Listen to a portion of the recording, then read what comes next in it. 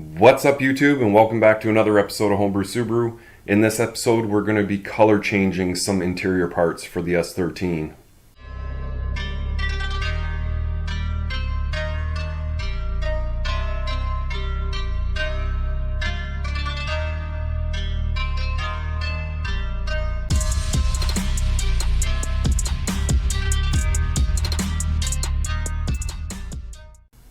So what's up everyone? Hope you're doing well.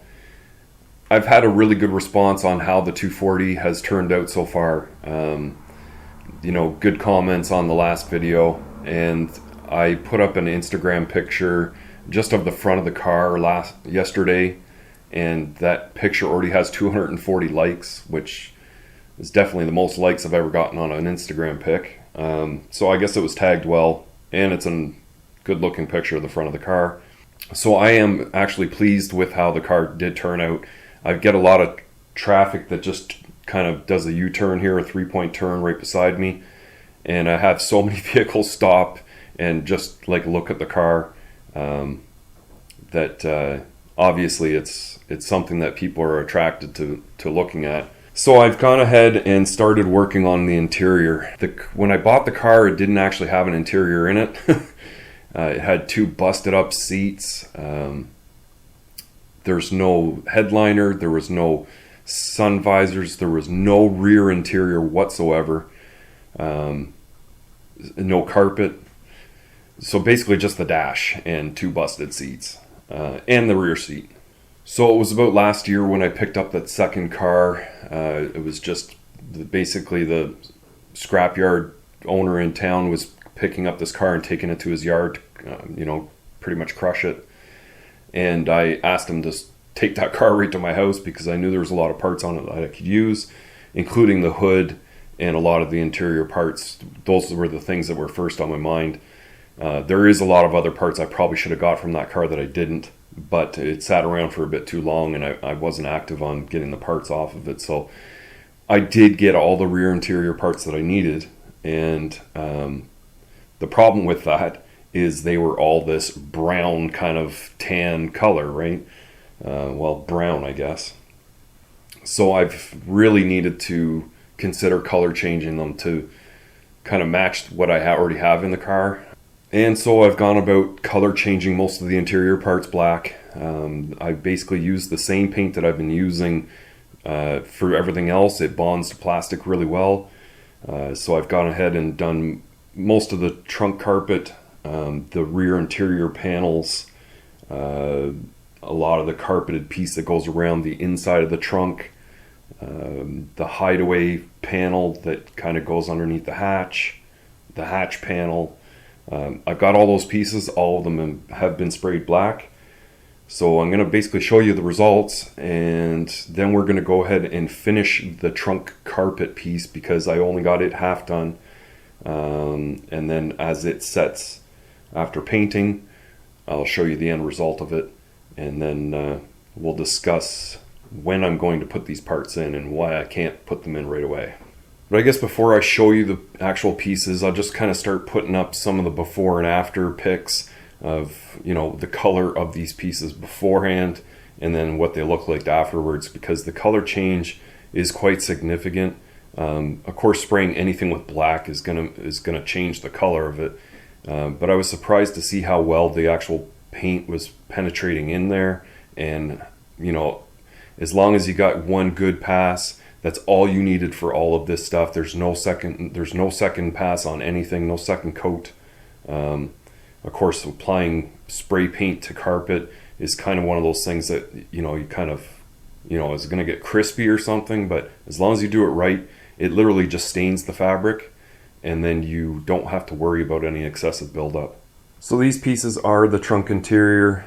These ones would kind of be the side panels.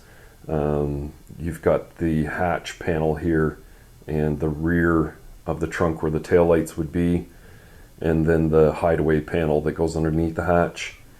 Everything really sprayed out nicely. It is kind of a carpeted material, but it's not very thick. So you do not need to hold the paint as long as, say, the trunk carpet, which is a lot thicker carpet. The paint adhered very well. It's got kind of this little sparkle to it, and I think it's just a little bit of dried paint flakes. But whenever I wipe it, I can't ever get anything on my hands, so they're barely noticeable, and all the pieces are extremely black. I got rid of most of the color. These didn't take the color as well, but they did turn out much better than I expected, actually, to be honest. So believe it or not, I used the exact same paint that I did on the exterior on these interior carpet pieces. One full complete pass with really good coverage is all you will need. You don't want to have to go a second coat. That could start applying too much paint, and everything could start getting more of a crispy feel to it. Just one full complete pass with good coverage will stain the fabric, and you don't have to worry about, you know, some odd type feel, and it should still vacuum quite well at the same time. The interior plastic pieces, I went with a semi-gloss. I didn't want to go full flat black. I didn't think it would give a really good texture. The semi-gloss still makes things a little bit smooth, and it's not, you know, overly shiny, especially sitting in the lighting the way it is right now. It just looks the way it does. But I think in the car, it's going to look awesome. Now, this final piece is the trunk carpet. To get this to take the paint, you have to go quite slow and allow the paint to really sink in there as you're spraying it along. You do want to do the same way with one full pass and not have to apply a second coat. I don't think the camera can really pick it up, but it does have like this little shine to it, and it's certainly a little bit rougher than it was. But you got to consider, this is a 28-year-old piece of carpet that's been in a car that literally took me like 20-25 minutes just to vacuum out this one piece. I tried to beat the dust out of it like a floor mat, and then vacuumed it for 20 minutes, and it came out quite clean. And after spraying it, to me, it's almost a new piece of carpet. It looks that way anyway. So basically, this is the floor piece of the trunk, and there's a overhanging piece here that we still need to do. Obviously, there's quite the color difference between before and after, so I'll set up the tripod and we'll get to work.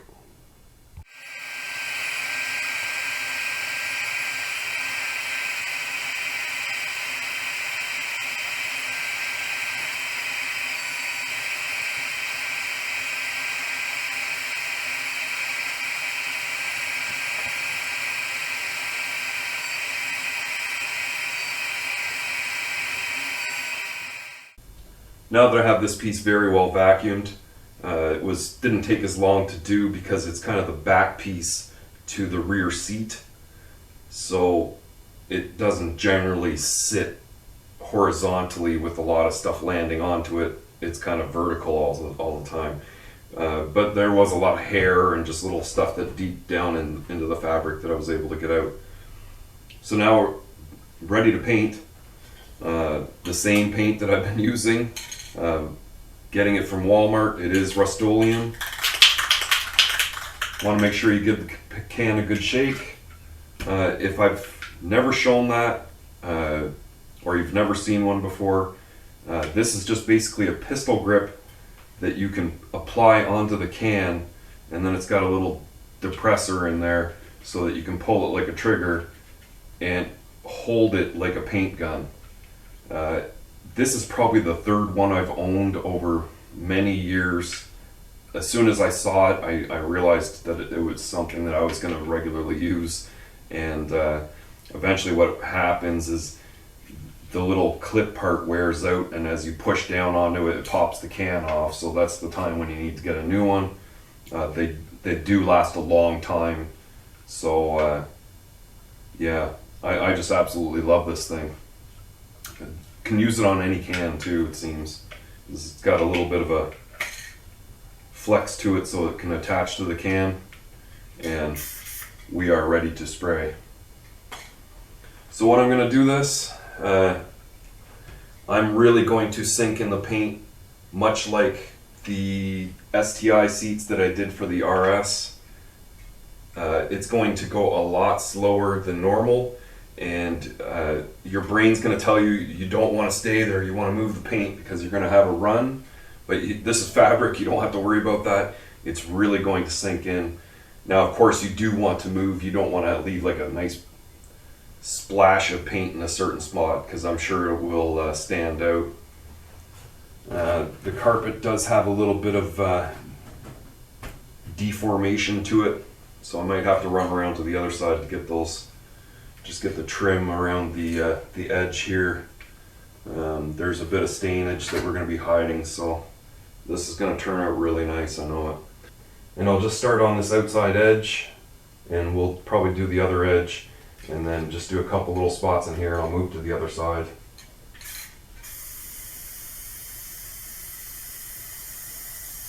Nice slow pass, really sink it in there.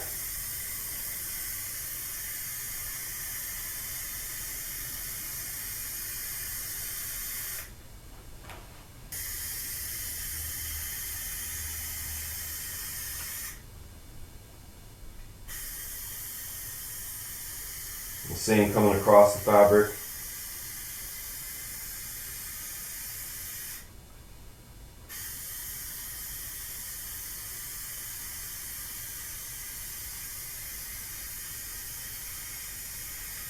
You want a pretty heavy overlap so that you don't have to spray this a second time.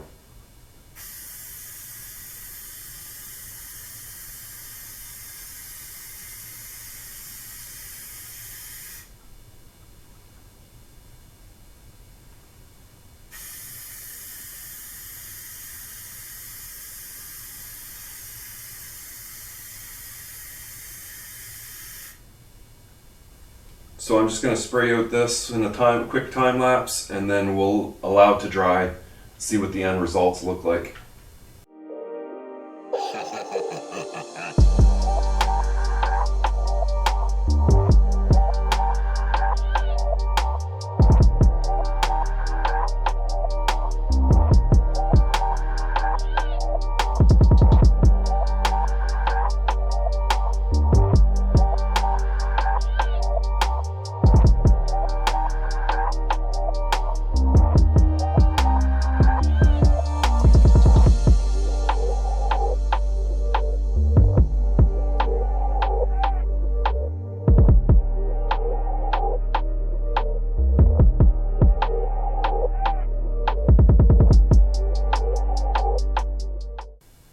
And as you can see, the carpet is now black. It's not brown anymore. I already have paint on my hands just to kind of show you that it is dry. There is a little bit of streaking that I can see in it. And I can't tell if it's from the vacuum or the paint. And it's hard to say. But it's definitely black, and it's way better than it was before. Sitting in the trunk of the car, it's not going to be something I regularly look at anyway. Especially with the privacy cover, the privacy panel, will pretty much hide everything anyway. So the only reason I can't go ahead and start installing all this stuff is because, for one, I still need to put a fuel pump into the 240. It's running the stock fuel pump, and I do have a high flow pump to put into it. So I need to do that, and I also need to do some wiring so I can have my own relay on that fuel pump so I can operate it with a switch. At the same time, the battery box needs to be finally bolted in, which will have to have some holes put into the carpet so that the bolts pass down through the carpet and bolt to the underside of the car. So I've kind of got to do those things, and as I do it, like, I'll back in the car for next weekend more than likely, and go about doing the fuel pump and installing the battery box with the interior and try and get it all done. Because I'm at the point I just want to drive the car.